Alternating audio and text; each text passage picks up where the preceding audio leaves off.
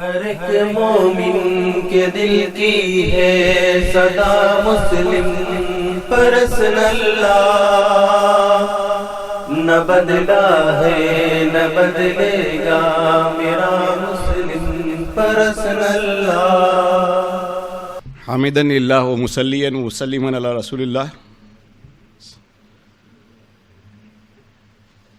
معززین علماء اکرام اور یہاں موجود دانشوران و وکلاء حضرات، تفہیم شریعت کا یہ ورکشاپ ہماری نظر میں بڑا برموقع اور برمحل یہ ورکشاپ اس وقت مسلم پرسنل لاء بورڈ کی تفہیم شریعت کمیٹی کے حوالے سے یہاں منعقد کیا جا رہا ہے۔ ہم اس کو اپنے لیے بڑا سنگ میل سمجھتے ہیں۔ میں اور کچھ باتیں جو اس حوالے سے چاہتا ہوں کہ آپ کے سامنے رکھوں، بالخصوص اس کے کنوینر کی خدمت میں، وہ یہ ہے کہ تفہیم شریعت، ظاہر ہے کہ شریعت یہ جو عمل کی چیز ہے، تو ہم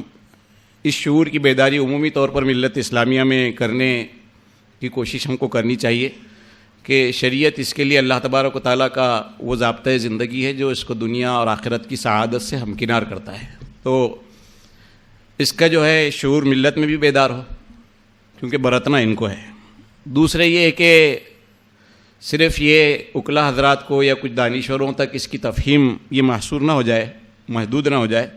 بلکہ جہاں ماہرین قانون کے لیے ہو، وہیں دانشوروں کے لیے ہو، ملی اور سماجی کارکنان کے لیے ہو، یہ میڈیا کے افراد کے لیے ہو، یہ خواتین کے لیے ہو۔ اور پھر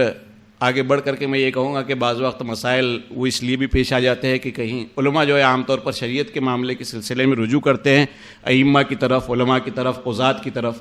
تو احوال کے ساتھ مطابقت اور اس کی تطبیق، اس کے اپلیکیشن کے پارٹس اور کب کیا کس انداز میں اس کو برتا جائے، اس حوالے سے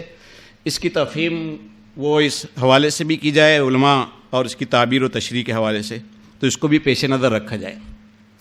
پھر ایک بات یہ بھی کہ ہم کو صرف اسے ایک وقتی یہاں ہندوستان میں کوئی مسئلہ پیدا کر دیا گیا ہے اس وجہ سے صرف ہم نہیں سمجھتے ہیں کہ یہ ہے، بلکہ ہم اس کو یہ اسلام کے خلاف ایک آئیڈیالوجیکل وار کا حصہ سمجھتے ہیں، تو اسی لحاظ سے اس کو بھی جو ہے ہم ان تمام ٹولز کو اختیار کر کے، ان تمام ذرائع کو اختیار کر کے اس کے سلسلے میں بیداری کی کوشش ہم کو کرنا چاہیے۔ ایک طرف میڈیا کی ریشہ دوانیاں ہیں، دوسری طرف عدالتوں کی مداخلتیں ہیں، تیسری طرف سیاسی بازی گروں کی سازشیں ہیں، چوتھی طرف تجدد پسند اور اقلیت پسند ریشنلسٹ قسم کے جو لوگ ہیں ان کی کنسپیریسیز ہے، اور پھر فرقہ پرست عناصر کے رچے گئے شڈینتر ہے۔ یہ سب کچھ ہے۔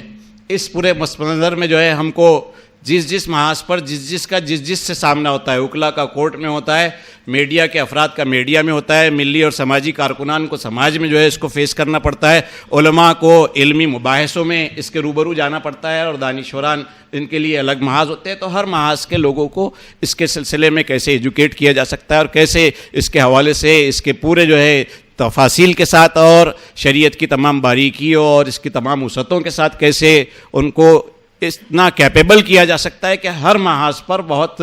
جو ہے مردانہ وار اس کا وہ مقابلہ کر سکے۔ اور بالخصوص میں چاہتا ہوں کہ خواتین اس سلسلے میں، چونکہ عموماً یہ ہوتا ہے کہ خواتین کے حوالے سے چیزیں اٹھائی جا رہی ہے اور مرد وکیل صفائی بن کر کے کھڑے ہو جاتے ہیں، میڈیا میں ہو یا اور جہاں بھی ہو،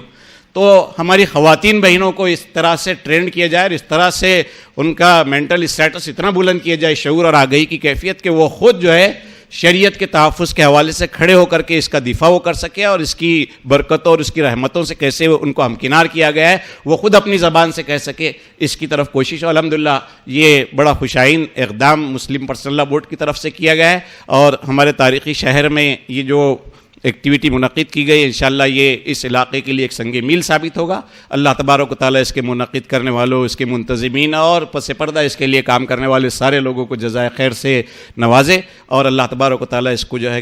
ملت کے حق میں ایک بہتر جو ہے سمجھ لیجیے کہ عمل اور فعال نیک بنائے۔ وآخر دعوانا ہر ایک مومن کے دل کی ہے صدا مسلم پرسن اللہ، نہ بدلا ہے نہ بدلے گا میرا مسلم پرسن اللہ۔